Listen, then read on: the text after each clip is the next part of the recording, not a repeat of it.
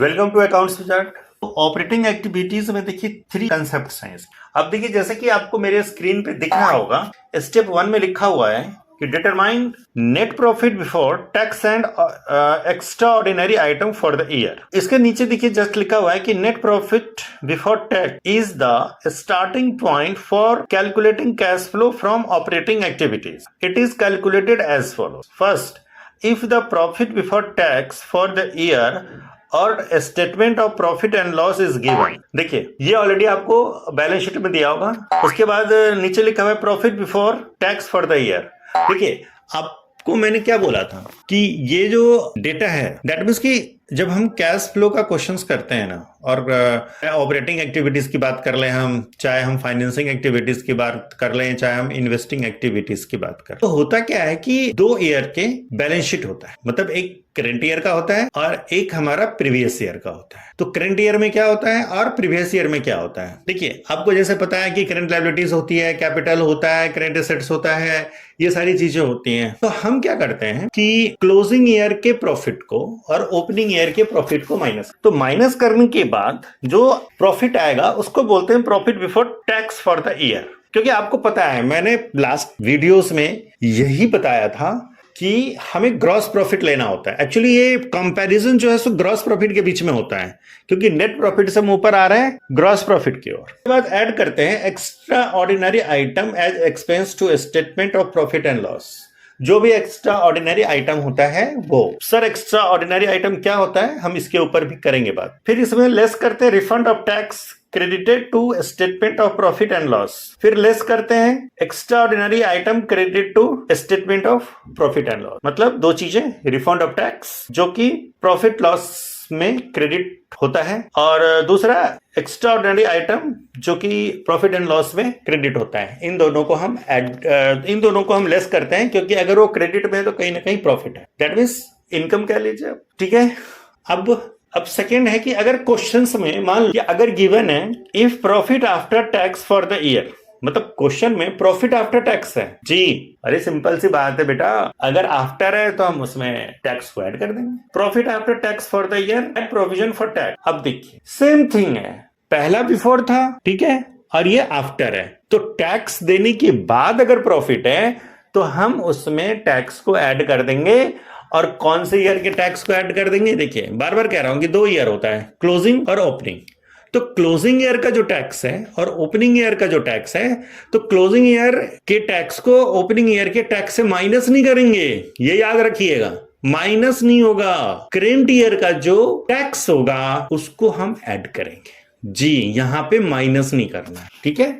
उसके बाद फिर वही है extraordinary item debited to expense in a P&L account, तो इसको ऐड कर देंगे। फिर उसी तरह अगर रिफंड है, क्रेडिट हुआ है, तो हम इसको लेस कर देंगे। एक्स्ट्रा ऑर्डिनरी आइटम अगर क्रेडिट हुआ है तो हम इसको लेस कर देंगे। देखिए दोनों में, पहले पॉइंट में और दूसरे पॉइंट में डिफरेंस कहां पे है, तो डिफरेंस है ऊपर में कह रहा है कि profit before tax for the year, tax देने से पहले का प्रॉफिट, और एक्स्ट्रा ऑर्डिनरी आइटम के लिए जो ऊपर का कंसेप्ट है, जो पहले पॉइंट में कंसेप्ट है, सेम कंसेप्ट है। अगर वो डेबिट है P&L में तो हम उसको ऐड कर देंगे, अगर वो क्रेडिट हुआ है तो हम उसको लेस कर देंगे। अब आते हैं तीसरा में। इसमें क्या है, कह रहे कि if balance of reserves and surplus are balance sheet are given.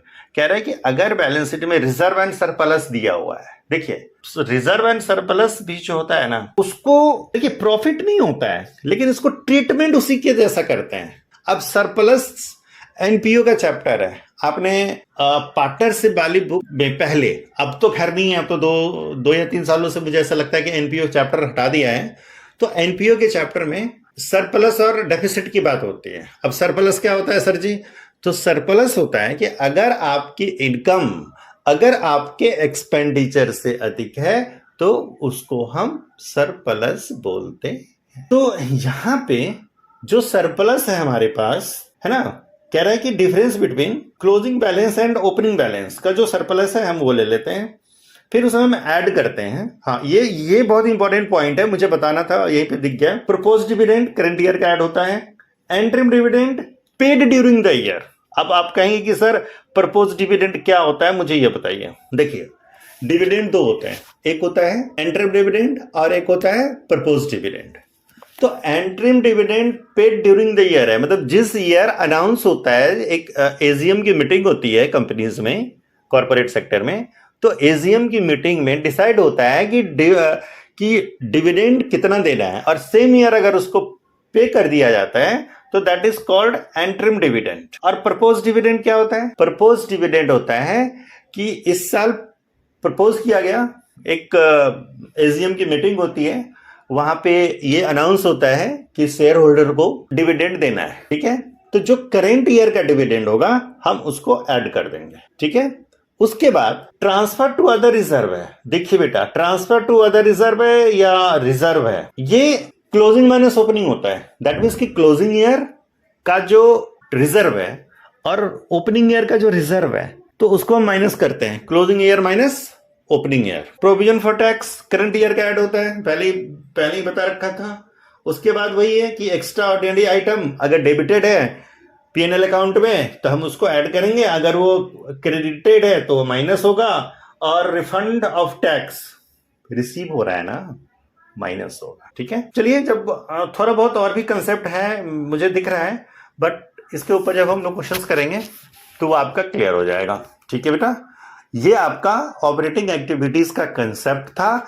Operating activities का कंसेप्ट पूरा नहीं था, इट मीन्स कि ये जो कंसेप्ट मैंने आपको दिया था ना कि नॉन कैश आइटम, तो नॉन कैश आइटम से पहले का ये कंसेप्ट था जी। अगर आप इसके इनडायरेक्ट मेथड का फॉर्मेट जो देखेंगे, मैंने शेयर किया था, एक बार देख लीजिएगा, या नहीं तो मैं अपनी टीम से बोलूंगा कि एक बार और वो इसको शेयर कर दें। देखिए यहां जो लिखा हुआ है ना, बी पॉइंट, पहला पॉइंट है cash flow from operating activities, उसमें लिखा हुआ है कि ए प्रॉफिट बिफोर